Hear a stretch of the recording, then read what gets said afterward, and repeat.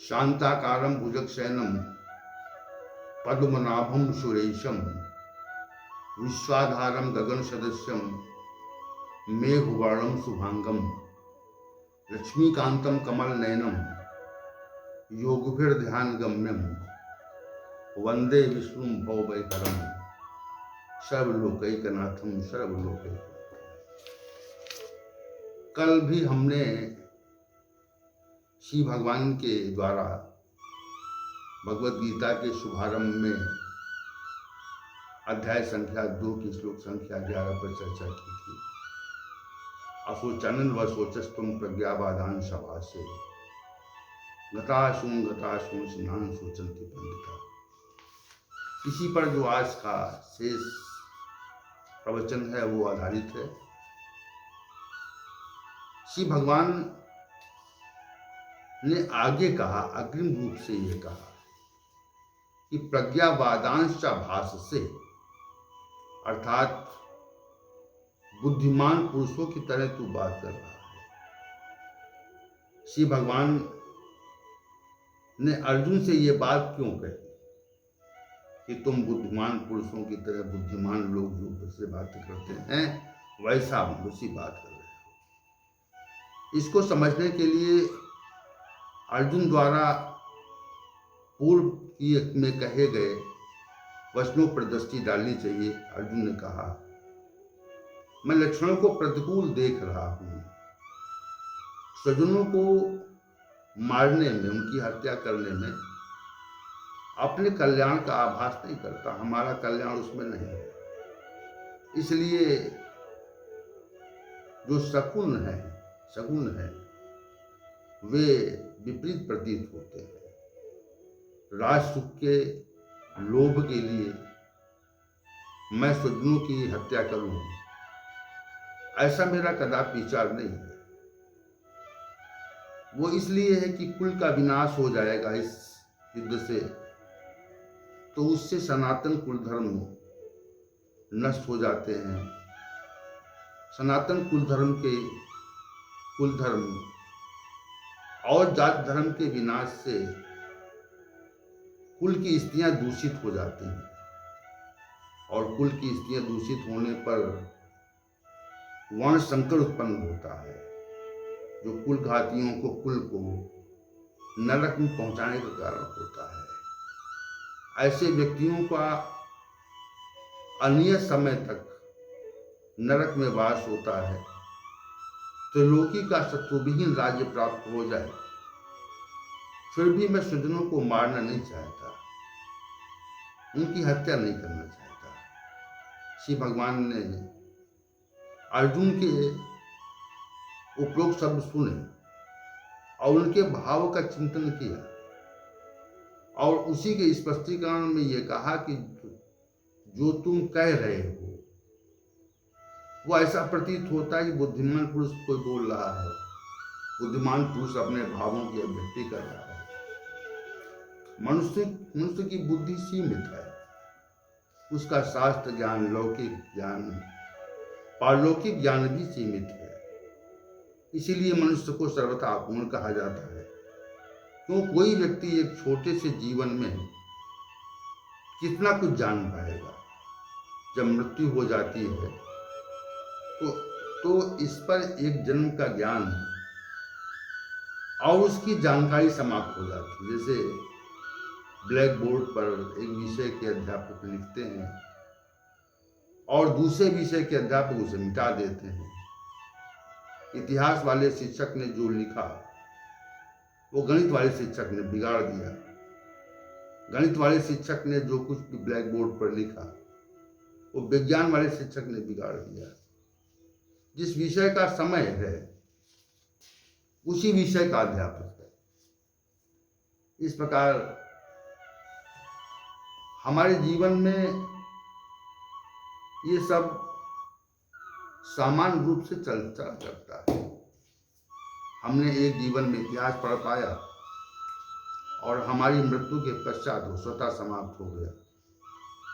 दूसरे जीवन में गणित का अध्ययन किया और वो मृत्यु के पश्चात स्वतः समाप्त हो जाएगा। ये मनुष्य की स्थिति है ज्ञान के संदर्भ में। इसीलिए मनुष्य को पूरी तरह से अज्ञानी कहा जाता है।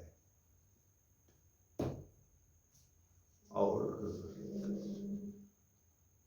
एक व्यक्ति अपूर्ण अर्जुन सर्वज्ञ भगवान को ज्ञान की बातें बता रहे हैं, तो भगवान का ये कहना स्वाभाविक है कि तुम बुद्धिमानों सी बातें कर रहे हो, इस संदर्भ में कुछ जानते हो। वो ऐसा है जैसे एक बालक अपने अध्यापक को पढ़ाने का प्रयास करे। इसलिए श्री भगवान हंस रहे हैं, मुस्करा रहे हैं, और उनके कहने का अभिप्राय यही है कि तुम हमें शास्त्र का ज्ञान दे रहे हो, तुम जितना जानते हो वो सब मेरी जानकारी के समझ नगण्य है। इस तथ्य का यही अर्थ है।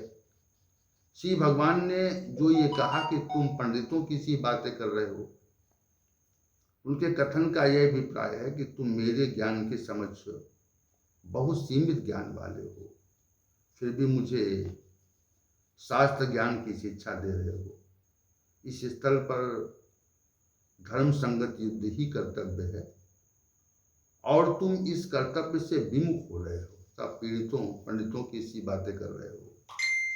श्री भगवान ने आगे कहा कि जो जा चुके हैं और जो अभी हैं, अर्थात जो व्यक्ति मृत्यु को प्राप्त हो चुके हैं अथवा जो जीवित हैं, उसके लिए पंडित जन शोक नहीं करते। सामाजिक जीवन में हम रहते हैं, एक परिवार से बनकर रहते हैं, एक स्थान पर कुछ वस्तुओं के साथ रहते हैं। हमारे आवास में अनेक प्रकार की सुविधाएं होती हैं, परंतु हम जब दूसरों के यहाँ जाते हैं और वहाँ रहना पड़ता है, तो हमें हमारे घर की याद आती है, घर में जो वस्तुएं हैं उनकी याद आती है। और कभी कभी ये कहते हैं कि यहाँ पर बहुत बड़ी समस्या है, घर जैसा आराम नहीं है। घर में कितनी सुविधाएं थी, वहाँ पर वे सुविधाएं नहीं हैं। हमारे घर में अनेक विलासतापूर्ण वस्तुएं हैं। वस्तुओं की याद इसी कारण आती है क्योंकि हमें उनसे सुख का आभास होता है, इसी सुख से मोह हो जाता है। इसी प्रकार हमें अपने पारिवारिक जनों से, सामाजिक लोगों से स्नेह रहता है। ये सब अपने सुख के लिए निमित्त ही है, दूसरों के सुख के निमित्त नहीं है। हमें सुख चाहिए, इस कारण हमें दूसरों से प्रियता रहती है। इस प्रकार हमें अपने सुख के लिए पारिवारिक सदस्यों से और वस्तुओं से स्नेह हो जाता है। यही बंधन का मूल कारण है। हम इसी कारण उनकी मृत्यु पर दुखी होते हैं, शोक करते हैं। शोक का यही कारण है। परंतु हम अपनी प्रिय वस्तुओं को और अपने प्रियजनों को मृत्यु से बचा नहीं पाते। यहाँ तक कि हम अपने माता पिता को भी मृत्यु से बचा पाने में समर्थ नहीं है, सक्षम नहीं है। जो हमारे जनक हैं उन्हें अंततः मरना पड़ता है, मृत्यु को प्राप्त होना पड़ता है और इस संसार से विदा होना पड़ता है। पंडित जन इस निश्चितता को जान लेते हैं कि मृत्यु निश्चित है, उसका कोई विकल्प नहीं है। इस कारण उपयुक्त मोह से अपने को पृथक कर लेते हैं, उनका व्यवहार सम हो जाता है। वास्तविकता से परिचित होने के कारण पंडित जन बाह्य रूप से शोक नहीं करते, परंतु आंतरिक रूप से शोक, बाह्य रूप से शोक प्रकट करते हैं, परंतु आंतरिक रूप से शोकग्रस्त नहीं होते। कोई मृत्यु को प्राप्त हो जाए या जीवित रहे, इसका बुद्धिमान पुरुषों पर कोई प्रभाव नहीं पड़ता। शोक आधार है सांसारिक मोह का, जिसका त्याग कर चुकने पर मनुष्य शोक नहीं करता। कथा सुन कथा सोचंती, सुन से नाम सोचंती, पंडिता का यही भाव है कि जो मनुष्य जीवित है अथवा जो मनुष्य जीवित नहीं है, मृत्यु को प्राप्त हो चुका है, उसके बारे में पंडित जन शोक नहीं करते। श्री भगवान ने ये कह करके अर्जुन से, और अर्जुन को अग्रिम श्लोक में और एक विशेष बात कही और आस्तिकता से परिचित कराया। तो कल के सत्र में हम श्लोक संख्या 12 पर चर्चा करेंगे। आज के सत्र को यहीं विराम देते हैं। ओम शानावतु शानौ भुनक्तु सावीर्यं कर्वावहै तेजस्विनावधीतमस्तु मा विद्विषावहै। ओम शांति।